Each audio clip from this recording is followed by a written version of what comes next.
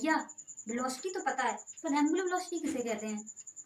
देख तूने ना सिंपल रूप से पढ़ रखा होगा क्योंकि किसी भी एंगल के अबाउट कोई भी पार्टिकल रोटेट कर रहा होता है तो उसे हम एंगुलर वेलोसिटी कहते हैं। इसकी जो रोटेशन होती है वो ओमेगा से कैलकुलेट की जाती है और ये जब भी कोई भी डी थीटा है ना, थीटा एंगल पर रोटेशन लेता है वो पर यूनिट टाइम पे जितना भी रोटेशन लेता है थीटा एंगल पर उसके अनुपात को हम कहते हैं क्या, एंगुलर वेलोसिटी है ना, D theta upon D T equal to omega. ये बात तूने आराम से पढ़ रखी होगी। लेकिन हम ना आज ये समझने वाले होंगे कि एक्चुअली में किसी भी एंगल पर रोटेट क्यों करता है, हमेशा हर पर यूनिट टाइम पे इसका जो एंगल है वो चेंज क्यों होता रहता है। इसका कारण ये है कि जब भी हम इनिशियली में कभी भी किसी भी पार्टिकल पर फोर्स लगाते हैं तो वो क्या होता है कि वो उसकी डायरेक्शन में एक एक्सेलरेशन क्रिएट करता है, क्योंकि फोर्स लगेगा तो ऑब्वियस बात है एक्सेलरेशन काम करेगा।